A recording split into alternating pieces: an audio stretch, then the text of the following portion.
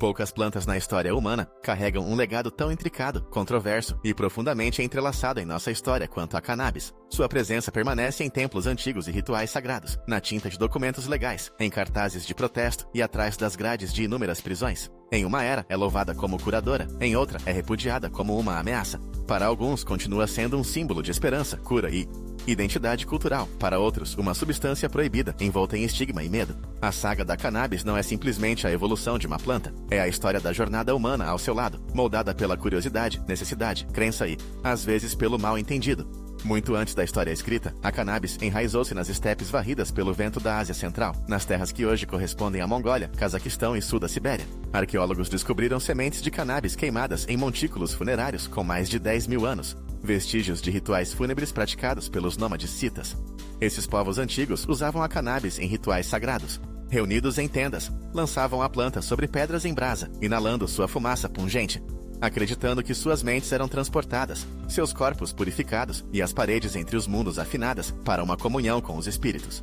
Mas mesmo nesses primeiros capítulos, o valor dessa planta ia muito além da fumaça intoxicante. Suas fibras eram fiadas em cordas e tecidos resistentes, vitais para arrear cavalos, construir tendas e tecer roupas que pudessem suportar os climas rigorosos da estepe.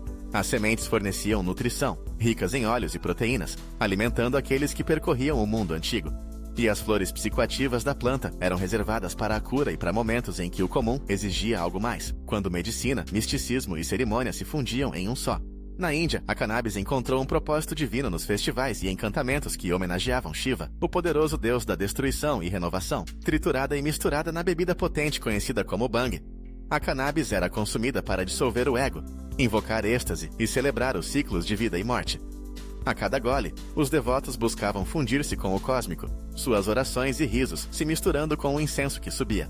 À medida que pessoas e ideias migravam ao longo das grandes artérias do comércio, através de rios e desertos, o legado da cannabis crescia. Na antiga China, ela foi catalogada há mais de 4 mil anos na farmacopeia do imperador Shen Nung, um governante lendário cuja sabedoria herbal formou a base da medicina chinesa. Ali, a cannabis era prescrita para tudo, desde fraqueza feminina e gota até malária e distração. Não era apenas uma cura para o corpo, mas um bálsamo acreditado para acalmar o espírito. Um sinal precoce da dança íntima entre a mente humana e a química das plantas. Enquanto isso, no Egito, pergaminhos de papiro e relevos em paredes antigas sugerem que a erva era transformada em pomadas para feridas, bálsamos para olhos inflamados e remédios para dores persistentes. Com o passar dos séculos, a planta seguiu a rota da seda para o oeste, encontrando novos lares em jardins persas, boticários mesopotâmicos e, posteriormente, nos sistemas de cura do mundo islâmico medieval. Nas mãos dos místicos sufis, a cannabis e seu primo resinoso, o haxixe, eram reverenciados como chaves para a expansão da consciência, uma ferramenta para desvendar mistérios divinos e transcender os limites do eu.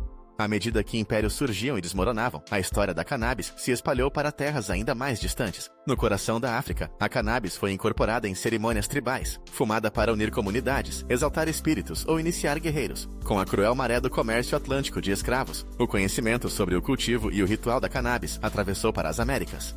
Em contraste, os colonos europeus voltaram-se para uma faceta diferente da planta, o cânhamo. Suas fibras robustas eram fiadas em velas, cordas e uniformes vitais para o poder naval e a expansão colonial. Por decreto real, os agricultores nas colônias americanas eram obrigados a cultivar cânhamo, entre eles os pais fundadores George Washington e Thomas Jefferson, que cuidavam de campos verdes que sustentavam uma nação em desenvolvimento. Ao longo de tudo, a cannabis foi tanto uma ferramenta, prática e espiritual, quanto um fio que ligava povos e lugares distintos em uma única história contínua.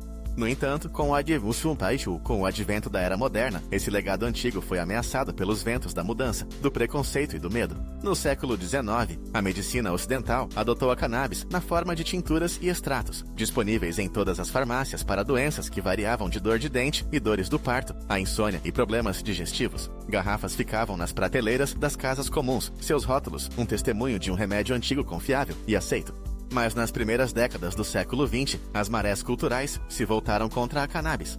Moldados pela ansiedade sobre a mudança demográfica, um aumento da imigração do México e a ascensão do jazz e das contraculturas negras nas cidades americanas, políticos e a imprensa começaram a alimentar o medo público. A planta, agora estigmatizada com o nome maconha, foi retratada como uma ameaça alienígena. Filmes como Reefer Madness mostravam os usuários como criminosos e monstros, alimentando um pânico que levou a audiências no Congresso e manchetes sensacionalistas. Em 1937, a lei do imposto sobre a maconha proibiu efetivamente seu cultivo e consumo nos Estados Unidos. Quando a cannabis foi declarada uma droga da tabela BIMO, em 1970, junto com heroína e LSD, a guerra às drogas se intensificou. Repressões policiais, sentenças severas e estigma social atingiram desproporcionalmente comunidades de cor e imigrantes, fragmentando famílias e vidas. Ainda assim, sob a sombra da proibição, uma pergunta persistia. Por que essa planta, tão antiga e versátil, tinha tanto poder sobre o corpo e a mente humanos? Nos laboratórios da década de 1960, cientistas como Raphael Mechoulam começaram a desvendar os segredos embutidos na cannabis. A equipe de Mechoulam isolou o delta-9-tetrahidrocannabinol, THC, a molécula psicoativa no coração dos profundos efeitos da cannabis. Logo descobriram uma constelação de compostos relacionados, incluindo o canabidiol, ou CBD, que oferecia cura sem o efeito de intoxicação.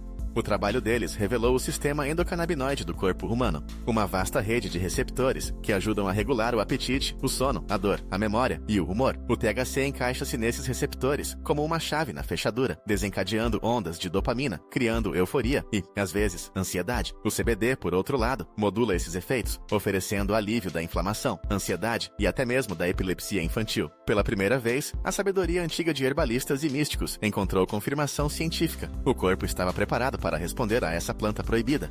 Em 1996, uma nova frente de batalha surgiu quando a Califórnia legalizou a cannabis medicinal, quebrando um século de proibição. Estado por estado e país por país começaram a seguir o exemplo, transformando mercados negros em indústrias legais, penalidades criminais em receitas fiscais e antigos estigmas em novos debates. Analistas econômicos se maravilharam com os bilhões gerados em novos mercados. Legisladores lutaram para equilibrar oportunidade e regulamentação, debatendo como garantir segurança, prevenir abusos e desfazer décadas de injustiça.